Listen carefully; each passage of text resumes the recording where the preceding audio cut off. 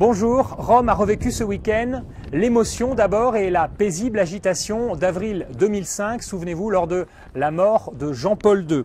Des milliers, des centaines de milliers, 1,5 million de fidèles pour les plus optimistes sont venus ici à Rome pour participer à la béatification de Jean-Paul II. Après la messe solennelle que vous avez pu suivre hier matin sur l'antenne de KTO, Benoît XVI a été le tout premier d'une grande foule à venir se recueillir devant le cercueil de ce nouveau bienheureux. Pendant quelques minutes, à genoux sur un prie-dieu, il a donc prié devant le cercueil de son prédécesseur.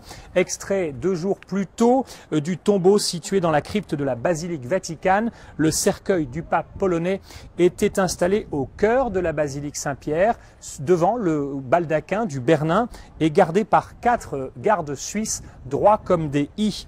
Posé sur un grand tissu or et blanc, le cercueil de Jean-Paul II était entouré de roses blanches et jaunes. Sur le large cercueil, on avait aussi posé très symboliquement un évangéliaire datant du Moyen-Âge. Après Benoît XVI, les très nombreux cardinaux présents un peu plus tôt à la messe de béatification sont venus vénérer à leur tour le nouveau bienheureux, beaucoup touchés ou embrassés le cercueil de chêne. Puis ce fut le tour des évêques, de plusieurs autorités politiques, dont des chefs d'État, de très nombreux prêtres et des heures durant, des dizaines de milliers de fidèles, souvent au pas de charge, dans une ambiance relativement recueillie. Donc ils ont défilé au pied de l'autel majeur de la basilique Vaticane, invités par les gardiens des lieux à ne pas trop rester immobiles. Ce matin, l'heure est à l'action de grâce. Vous suivrez d'ici peu sur KTO la messe célébrée par le secrétaire d'État du Saint-Siège, le cardinal Tarcisio Bertone, et sur la place Saint-Pierre, une messe de remerciement, une messe d'action de grâce, je vous l'ai dit,